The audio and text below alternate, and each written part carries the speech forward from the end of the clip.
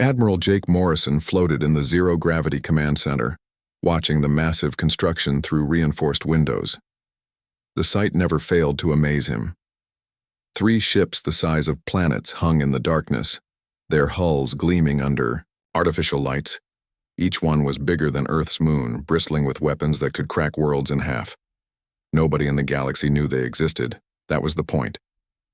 "Admiral, we have movement on the outer sensors," Commander Lisa Bell said, her voice calm despite the tension in the room. She pointed to the holographic display showing dozens of red dots moving through space. "Alien patrol ships. They're getting closer to the construction zone." Morrison nodded. They had known this day would come. For 15 years, humanity had been building these monsters in secret, hidden deep in the asteroid belt where nobody thought to look. The aliens saw humans as weak, barely worth noticing. That mistake would cost them everything.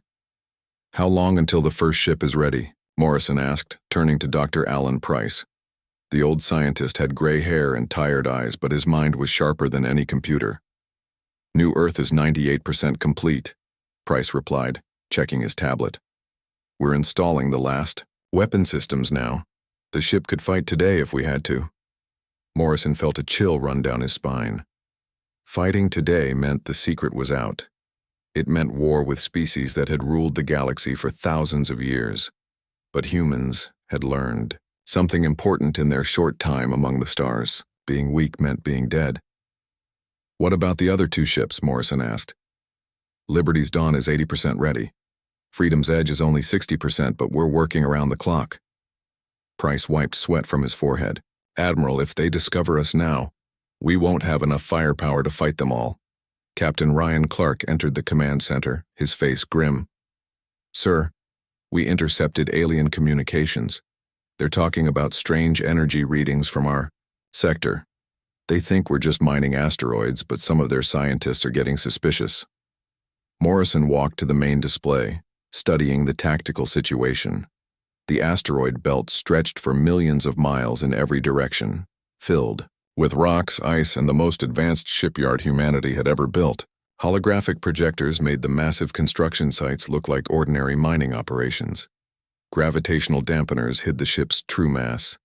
But these tricks would only work for so long. "General Adams is requesting an update," Bell said. Activating the communication link. General Kate Adams appeared on the screen, her uniform crisp despite the late hour on Earth. "Admiral, the Terran Council is getting nervous. Ambassador Hayes says the aliens are asking too many questions about our asteroid mining operations." "How much time do we have?" Morrison asked. "Maybe weeks. Maybe days. The Zephyrian Empire is sending an investigation fleet. If they find those ships, every species in the galaxy will unite against us." Morrison understood the stakes. Humanity had joined the galactic community 15 years ago as junior partners, barely noticed by the great empires. The Zephyrian Empire controlled most trade routes with their massive fleets. The crystal beings of the Vorthon Confederacy dominated military affairs with weapons that could destroy stars. Dozens of other species carved up the galaxy between them, leaving scraps for newcomers like humans. But humans had advantages the aliens never suspected. They were fast learners, quick to adapt, and they never accepted that something was impossible. While the aliens saw primitive miners and traders, human scientists were secretly studying every piece of alien technology they could find. "Dr. Price, tell me about the weapons again," Morrison said.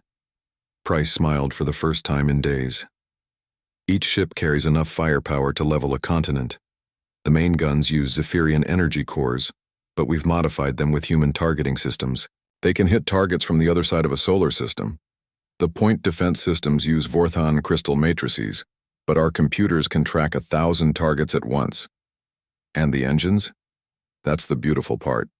We combined human fusion, drives with alien gravity manipulators. These ships can move like fighters despite their size. The aliens have never seen anything like it." Commander Bell highlighted new contacts on the display. "Admiral, we have 12 alien ships approaching the outer perimeter. They're running deep scans." Morrison felt his heart rate increase. This was the moment they had all feared and prepared for. "Captain Clark, What's the status of our defensive positions? All escort ships are in position around the construction sites. But sir, if they get past our deception grid, there's no hiding those ships. Through the windows, Morrison could see the massive bulk of New Earth rotating slowly as construction crews put the finishing touches on its weapon systems. The ship was beautiful and terrifying, a monument to human determination and ingenuity. Its hull was covered in armor that could stop planet-killing weapons. Its engines could push it faster than ships 1/10 its size. Its guns could reach across star systems to destroy enemies before they knew they were under attack. Sir, incoming message from the alien fleet, Bell announced. They're demanding permission to inspect our mining operations. Morrison closed his eyes for a moment, thinking about everything that had led to this point. Humanity had spent 15 years being laughed at, ignored, and treated like children by species that thought they owned the galaxy. Now those same species were about to learn that the children had grown up. Admiral, what are your orders? General, Adams asked from the screen. Morrison opened his eyes and looked at his team. They were good people, brave people who had worked in secret to give humanity a chance at survival. Now their work would be tested. Continue construction on all ships. Activate all defensive systems in general. Yes, Admiral. Tell Ambassador Hayes to keep stalling. We need every hour we can get. As the alien ships moved closer to humanity's greatest secret, Morrison wondered if they had built enough to survive what was coming. The galaxy was about to discover that humans were no longer the weak species they remembered. The question was whether that discovery would mean liberation or annihilation for the human race. The Galactic Council chambers buzzed with tension as representatives from dozens of species gathered for an emergency session. Counselor Zeph Ra of the Zephyrian Empire stood at the center podium, his blue skin gleaming under the bright lights. His forearms gestured dramatically as he spoke to the assembled delegates. Fellow beings of the galaxy, we face a serious threat, Zeph Ra announced, his voice echoing through the vast chamber. Our long-range sensors have detected massive energy signatures from the human solar system. These readings suggest military construction on an unprecedented scale. Ambassador John Hayes sat in the human delegation section, his face showing no emotion. Inside, his heart pounded. The moment they had all feared was finally here. The aliens were getting suspicious, and humanity's greatest secret hung in the balance. The energy patterns are unlike anything we have seen before, Zeph Ra continued. Our scientists believe the humans are building weapons of enormous power. This violates every treaty they signed when joining our galactic community. Hayes stood up slowly, requesting permission to speak. The chamber fell silent as all eyes turned to him. He had been Earth's ambassador for 5 years, but never had the stakes been this high. Honored Counselor Zeph Ra, your concerns are unfounded, Hayes said, his voice steady and calm. The energy signatures you detected are from our expanded mining operations in the asteroid belt. We are extracting rare minerals to fuel our growing colonies. There is nothing military about these activities. Murmurs filled the chamber as delegates whispered to each other. The crystalline Vorthon representative, a being made of living crystal named Thek-7, spoke up with a voice like breaking glass. Human ambassador, your explanation does not match our sensor data. We detect gravitational anomalies consistent with artificial structures of massive size. Mining operations do not create such readings. Hayes felt sweat forming on his forehead but kept his expression neutral. Perhaps your sensors are malfunctioning, honored Thek-7. Our sun has been experiencing unusual solar flare activity. This could interfere with long-range scanning equipment. Meanwhile, in the asteroid belt, Commander Sam Rodriguez stood on the bridge of Liberty's Dawn, watching his crew work frantically to strengthen their stealth systems. The second planet-sized warship was nearly complete, its weapon systems coming online one by one. Through the viewports, he could see the alien investigation fleet approaching their position. Commander, we have 12 alien ships closing on our location, reported Lieutenant Nina Foster from the sensor station. They're running deep scans on everything in the area. Rodriguez activated his communication link to the other ships. All stations, maintain radio silence. Keep those holographic projectors running at maximum power. We cannot let them see what we really are. Dr. Nina Foster, the chief scientist aboard Liberty's Dawn, studied her instruments with growing concern. The holographic barriers that made their massive ships look like ordinary asteroids were starting to fail under the intense alien scanning. The power requirements to maintain the illusion were enormous. "Sir, the deception grid is holding but barely," she reported. "If they get much closer, our true size will become obvious." On Earth, President Helen Murphy paced in the secure bunker, beneath the White House. The weight of humanity's future pressed down on her shoulders. Around the conference table sat her top advisors, all looking grim. "How long can we maintain the deception?" she asked Colonel Ben Parker, the military liaison between Earth and the secret project. "Maybe days, maybe hours," Parker replied. "The alien fleet is led by War Commander Thex 9, one of their best tactical minds. He won't be fooled for long." Murphy turned to the main screen showing the tactical situation. 3 dots represented humanity's planet-sized warships, hidden among thousands of asteroids. Red symbols marked the approaching alien fleet, growing closer by the hour. "What's the status of our 3rd ship?" Murphy asked. "Freedom's Edge is only 60% complete," Parker reported. "If fighting starts now, we'll have to face them with just 2.5 ships." Back in the asteroid belt, the alien investigation fleet spread out in a search pattern. War Commander Thex 9 stood in his command center, studying the sensor readings with growing suspicion. His experience told him something was very wrong with this sector of space. "Commander, we're detecting unusual metal concentrations," reported his science officer. "The asteroids in this region contain materials that shouldn't exist naturally." Thex 9's crystal body flickered with different colors as he processed this information. "Continue scanning. I want to know what the humans are hiding." Captain Danny Wright commanded the human escort destroyer Phoenix, one of 12 small ships positioned around the construction sites. His job was to make everything look normal while secretly protecting the massive warships from discovery. "Captain, the aliens are getting too close to New Earth," his sensor officer reported. "If they scan that asteroid, they'll see through the hologram." Wright felt his mouth go dry. New Earth was the largest of the 3 planet-sized ships, bristling with enough weapons to destroy entire fleets. If the aliens discovered it, the secret would be out. "Prepare to intercept," Wright ordered.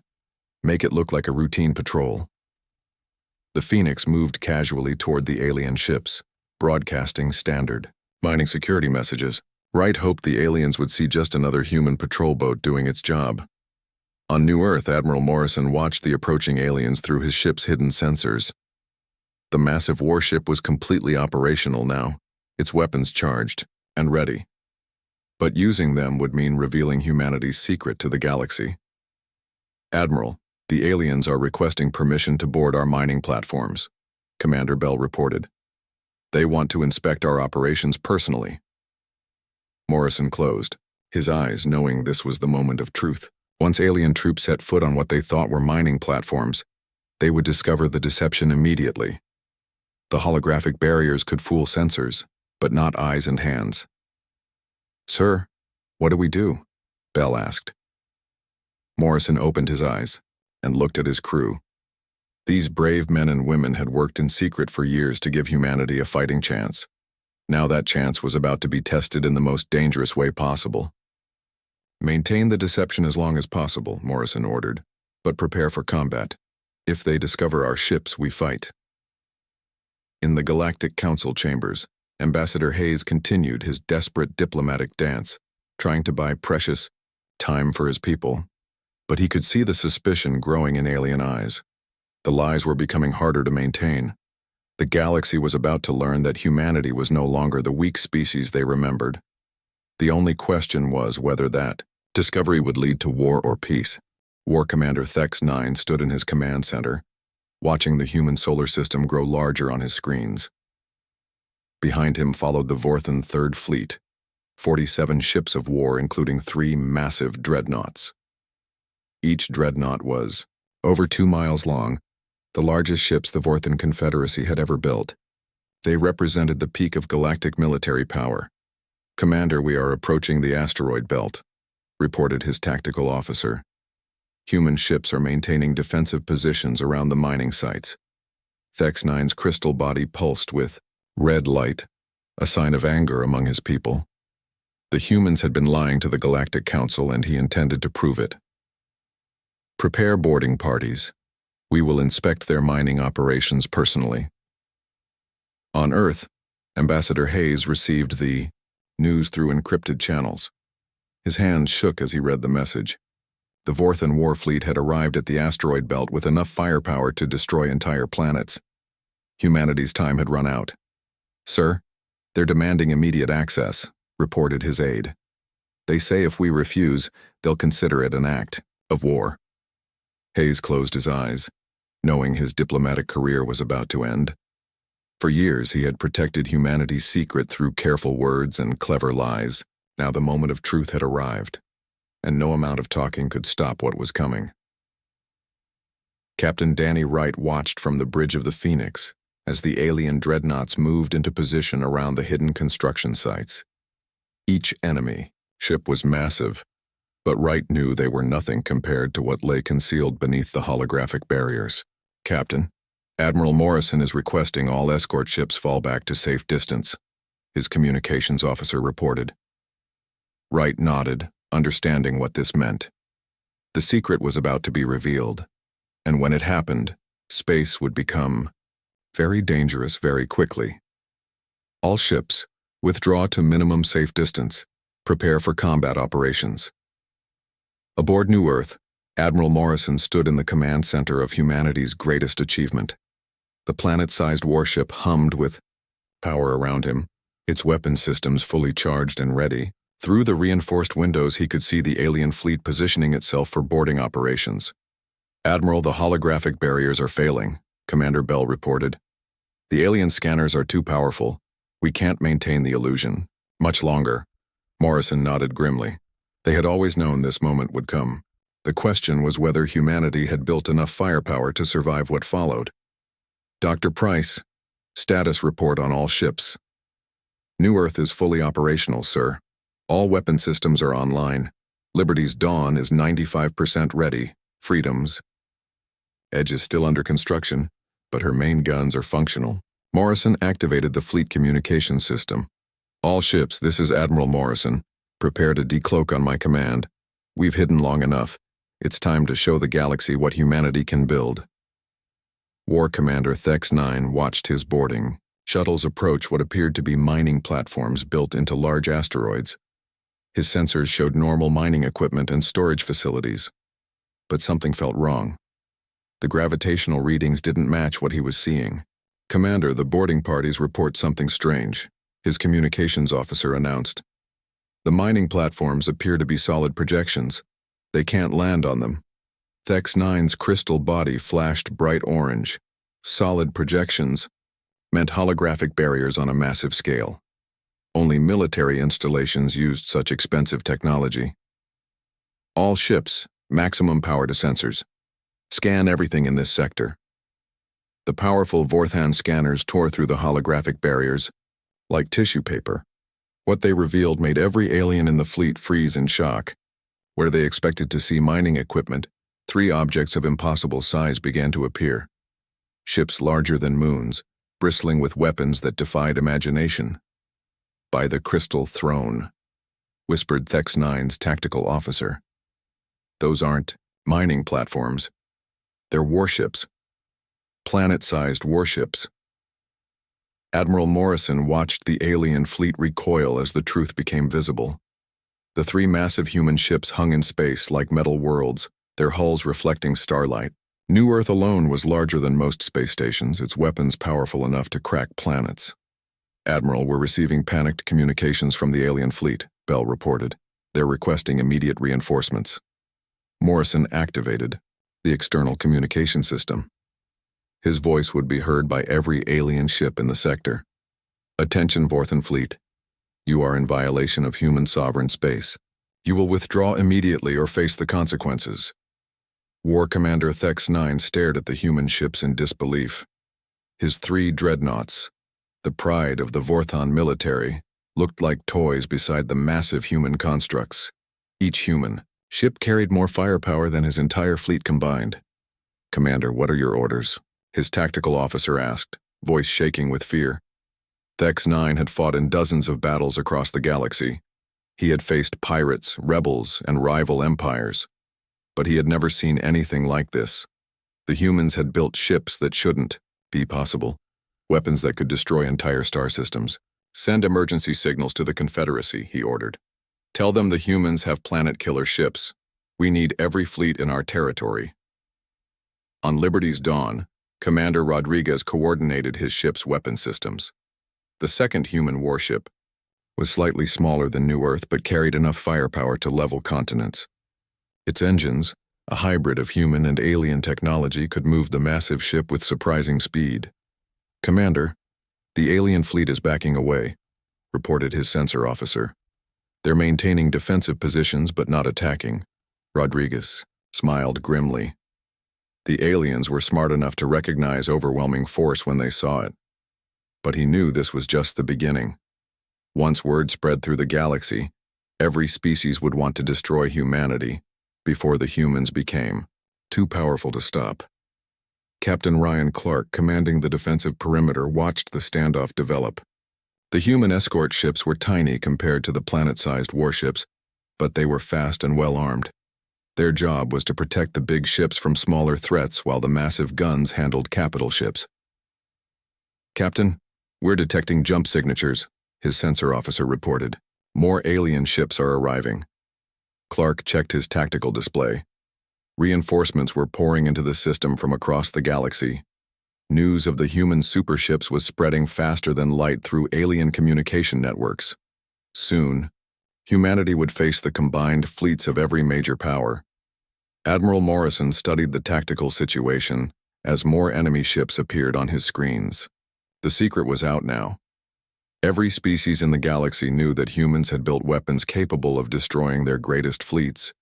The question was whether they would try to negotiate or attack immediately. "Admiral, incoming transmission from War Commander Thex-9, Bell announced. Morrison activated the communication link. The crystalline alien appeared on screen, his body flickering with colors that indicated extreme stress. "Human Admiral, we demand an explanation. These ships violate every treaty your species has signed. They represent a threat to galactic peace." Morrison looked directly into the alien's compound eyes. "War Commander, these ships represent human determination to survive. We built them because weak species don't last long in this galaxy. Your presence here proves we were right." The communication link went dead as Thex-9 cut the connection. Around the asteroid belt, more alien fleets continued to arrive. The revelation of humanity's secret had changed everything. The galaxy would never be the same. The news spread through the galaxy like wildfire. On the Zephyrian homeworld, Emperor Zeph Prime convened an emergency council in the Crystal Palace that had stood for 10,000 years. Around the massive table sat his greatest generals and admirals, their blue faces tight with worry. "3 ships the size of planets," repeated Admiral Zeptor, still unable to believe the reports. "Our intelligence suggests each one carries more firepower than our entire home fleet." Emperor Zeph Prime drummed his forearms on the table, a sign of deep concern among his people. The Zephyrian Empire had ruled the trade routes for centuries through superior numbers and advanced technology. Now a species they had barely noticed was threatening their dominance. "How is this possible?" the Emperor demanded. "Our spies reported the humans as primitive miners and traders. Where did they get the technology to build such monsters?" General Calistone, Earth's military attaché to the Galactic Council, stood in the communication center aboard the human embassy ship. Around her, screens showed the panic spreading through alien civilizations. Trade routes were shutting down. Military fleets were mobilizing. The revelation of humanity's secret weapons had thrown the galaxy into chaos. "Ambassador Davis, we have urgent messages from 17 different species," she reported to her superior. "They all want to know if the reports are true." Ambassador Tony Davis had replaced Hayes when the diplomatic situation became impossible to maintain. Unlike his predecessor, Davis was a former military officer who understood that humanity's time for peaceful negotiation was ending. "Tell them the reports are accurate," Davis replied calmly. Humanity possesses defensive capabilities appropriate to our security needs. Any species that respects our sovereignty has nothing to fear. On the crystalline homeworld of the Vorthon Confederacy, construction crews worked around the clock building massive defensive platforms around their core systems. The crystal beings had always relied on superior military technology to maintain their power. Now they faced weapons that made their greatest dreadnoughts look like children's toys. War Commander Thex Prime, supreme leader of the Vorthon military, studied holographic projections of the human ships. Each measurement seemed impossible, each weapon system beyond current understanding of physics. Our scientists say these ships shouldn't be able to move, he told his assembled commanders. The mass alone should make them immobile, yet our reports say they can maneuver like fighters. Perhaps the humans have discovered new laws of physics, suggested his chief scientist. Their technology appears to combine elements from multiple species in ways we never considered. Captain Lisa Young commanded the human merchant vessel trading post as it moved through what had been a busy commercial sector. Now the shipping lanes were empty, abandoned by alien traders who feared being caught in a war zone. Her cargo holds were full of goods that suddenly had no buyers. Captain, we're receiving distress calls from 3 different alien freighters, her communications officer reported. They're requesting safe passage through human space. Young smiled grimly. For years, human traders had been treated as second-class citizens in galactic commerce. Alien companies got the best routes, the best prices, the best treatment.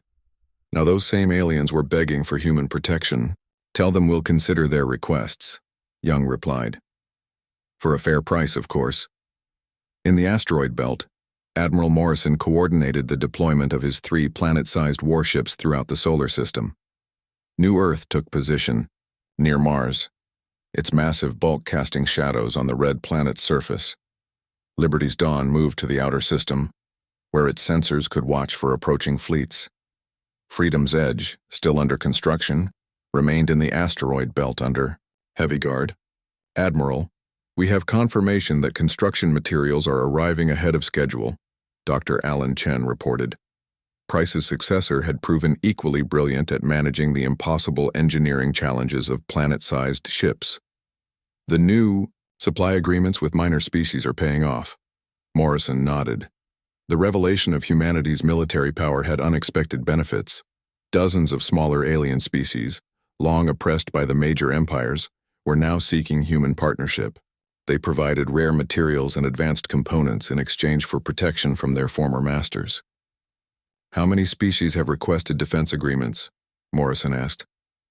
37 so far, Chen replied. The aquatic delphinians, the insectoid hive builders, and the plant-based thornlings have all formally signed mutual defense pacts.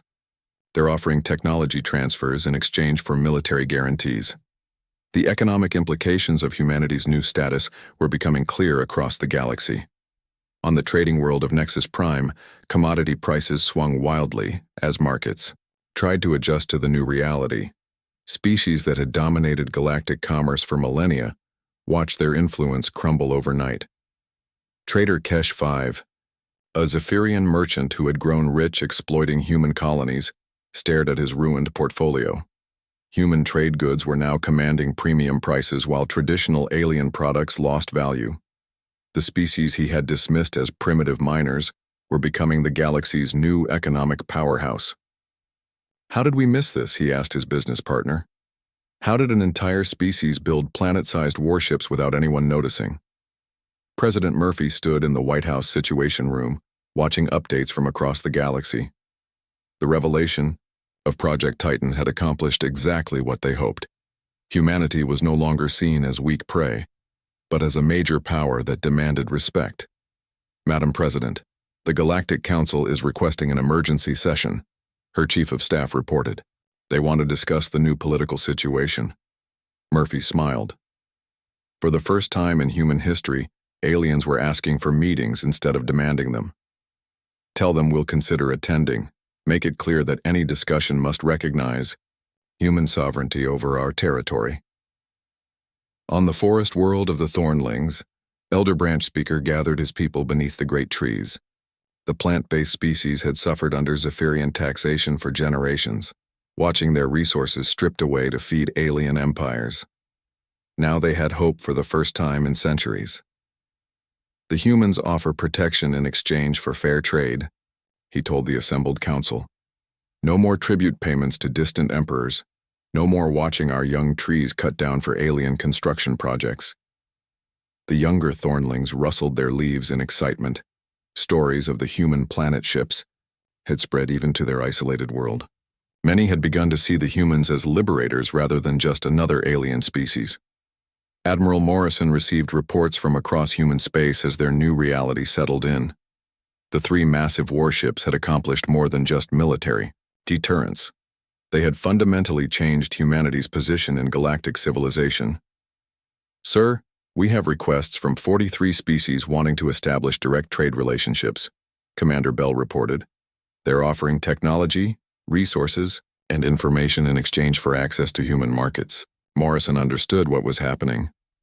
Fear of human military power was only part of the equation. The galaxy's smaller species saw opportunity in the new order. If humans could challenge the great empires, perhaps other changes were possible. 2. The age of human weakness was ending. What came next would determine whether the galaxy entered a new era of cooperation or descended into the largest war in its history. Either way, humanity would face the future from a position of strength. The largest military fleet in galactic history assembled at the edge of Zephyrian space. Admiral Zeph Ka commanded over 200 ships, including the newest super dreadnoughts that had taken decades to build. Each vessel represented the peak of alien military technology, weapons that had conquered dozens of worlds. Admiral, the fleet is ready for jump to human space, reported his tactical officer. Intelligence confirms the humans have only 3 of their planet ships operational. Zeph Ka studied the tactical display showing his massive armada, 200 ships against 3. The numbers should favor his forces overwhelmingly, but the reports from War Commander Thex-9 troubled him. Ships the size of planets, weapons that defied understanding, technology that shouldn't exist. Send the message to all ships, Zeph Ka ordered. Today we eliminate the human threat before it can spread. The galaxy will remember this day as the moment we preserved galactic order. At the edge of human space, Captain Jake Turner stood on the bridge of New Earth as proximity alarms began sounding. The massive human warship floated in the darkness between stars, its hull bristling with weapons that could level continents. Through the reinforced windows, Turner could see the stars themselves being blocked out as the alien fleet emerged from hyperspace. Captain, we have massive contacts dropping out of jump, reported his sensor officer. 200-plus ships, including 12 super dreadnoughts. This is the largest fleet we've ever seen. Turner felt his heart rate increase but kept his voice steady. Signal Admiral Morrison. Tell him the test has begun. All stations, prepare for combat. New Earth was the largest of humanity's 3 planet-sized warships, stretching nearly 800 miles from bow to stern. Its weapon systems included particle beams powerful enough to crack moons, missile launchers that could fire across star systems, and point defense networks that could track thousands of targets simultaneously. Captain, incoming transmission. From the Zephyrian fleet, the communications officer announced. Admiral Zeph Ka appeared on the main screen, his blue skin dark with anger. Human vessel, you will surrender immediately. Your species has violated every law of galactic civilization. Prepare to be boarded. Turner looked directly at the alien commander. Admiral, you are in human space without permission. Withdraw immediately or face the consequences. You face the combined might of the Zephyrian Empire, Zeph Ka replied. 3 ships cannot stand against 200. Surrender now and your deaths will be quick. Turner smiled grimly. Admiral, you're about to learn why humanity spent 15 years building these ships. Computer cut transmission. The alien fleet spread out in attack formation, super dreadnoughts leading the charge while smaller ships moved to flanking positions. Each Zephyrian vessel was a masterpiece of military engineering, carrying weapons that had reduced rebellious planets to ash. All ships, commence attack, Zeph Ka ordered. Target the largest human vessel. Concentrate all firepower. The space around New Earth lit up with energy beams and missile trails as 200 alien ships opened fire simultaneously. The coordinated assault should have been enough to destroy any target in the galaxy. But New Earth was unlike anything the aliens had ever faced. Commander Amy Walsh coordinated the warship's defensive systems from her position in the combat center. Point defense systems engaging. Shields at maximum power. Return fire authorized. The human ship's defense network came alive. Thousands of laser turrets and missile interceptors working together to create an impenetrable barrier. Advanced computer systems developed from studying alien technology tracked every incoming projectile and calculated optimal response patterns. Shields holding at 98%, Walsh reported. The alien weapons are having minimal effect. Turner nodded, watching the tactical display as enemy fire splashed harmlessly against their defenses. Begin return fire. Show them what real weapons look like. New Earth's main gun batteries opened fire, sending beams of concentrated energy across the void at the speed of light. Each shot carried more power than the entire output of most space stations. The first alien ship to be targeted simply vanished, vaporized before its crew could even realize they were under attack. Direct hit on enemy super dreadnought, the weapons officer reported. Target destroyed. Admiral Zefka watched in horror as his flagship sister ship disappeared from the tactical display. The Invincible had been the pride of the Zephyrian fleet, armed with the most powerful weapons his people could build. The human ship had destroyed it with a single shot. All ships, evasive maneuvers, he ordered desperately. Maximum power to shields, but the human weapons seemed to ignore distance and defensive measures. Beam after beam lanced out from New Earth, each one finding its target with impossible accuracy. Zephyrian ships exploded one after another, their shields and armor useless, against weapons that operated on principles they didn't understand. In the outer system, Commander Rodriguez brought Liberty's Dawn into the battle. The second human warship was slightly smaller than New Earth, but no less deadly. Its engines, a hybrid of human fusion technology and alien gravity manipulators, pushed the massive ship forward at speeds that defied physics.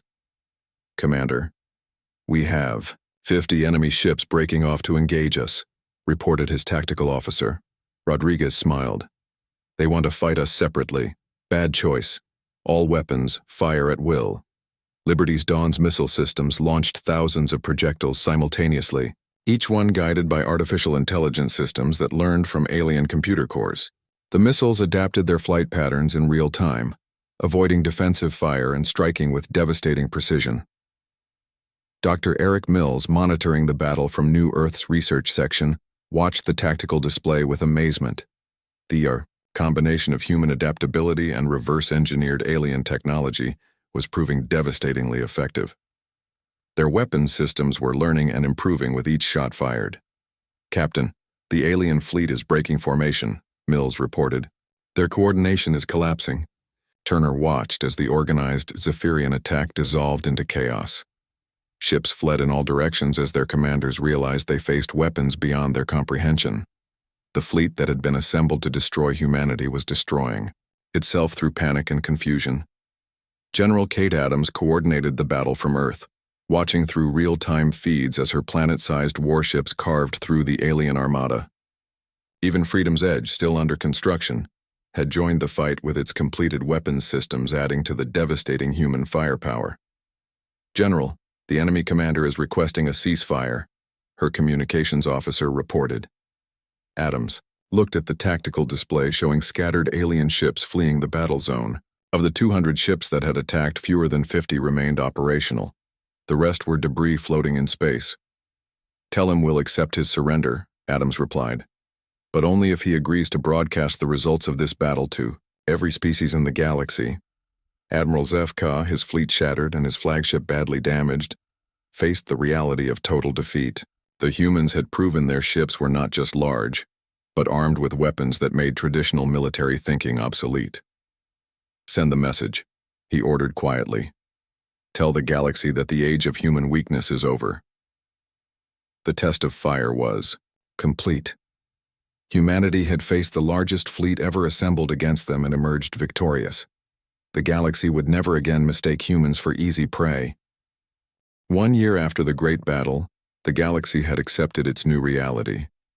President Murphy stood at the observation deck of humanity's newest space station, watching the constant stream of ships arriving and departing from Earth orbit. Alien.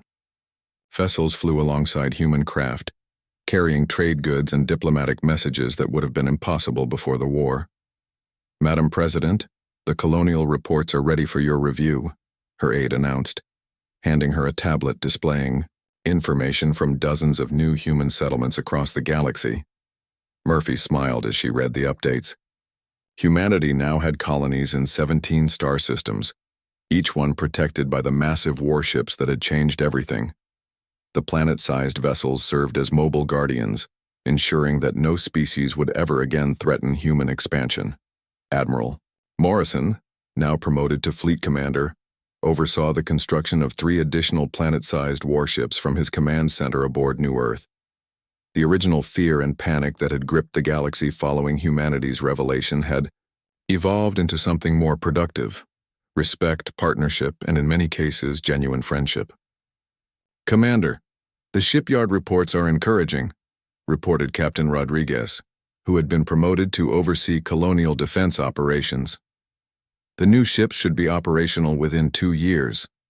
Our Thornling partners have provided incredible advances in biological armor systems."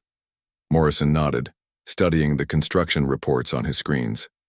Each new warship incorporated lessons learned from the battle with the Zephyrian fleet, along with technology freely shared by humanity's growing list of alien allies. The galaxy was becoming a very different place.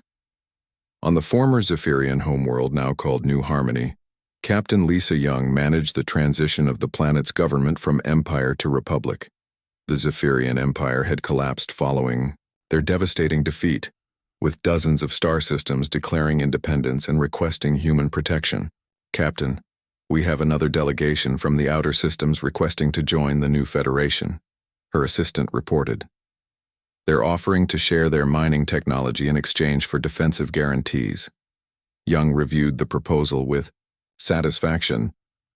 The aggressive empire that had once dominated galactic trade routes was being replaced by a voluntary federation of worlds that valued cooperation over conquest. Similar transformations were happening throughout the galaxy, as old empires crumbled and new alliances formed.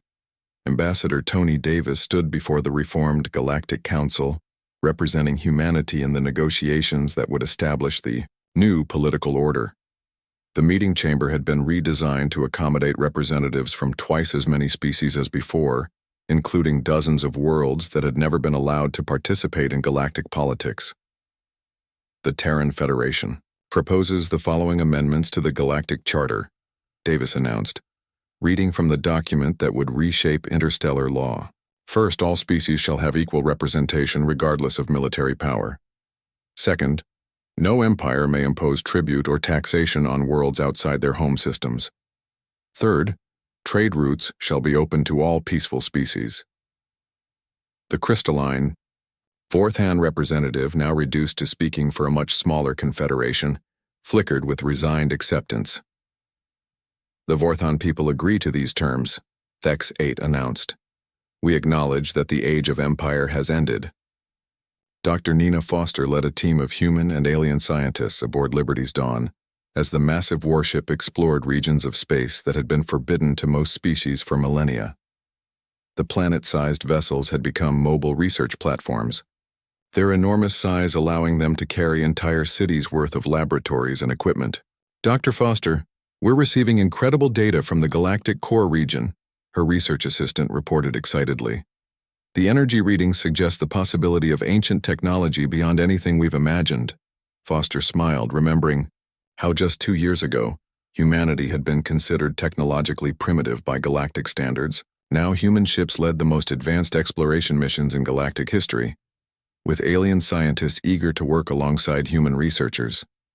The economic transformation of the galaxy had been just as dramatic as the political changes.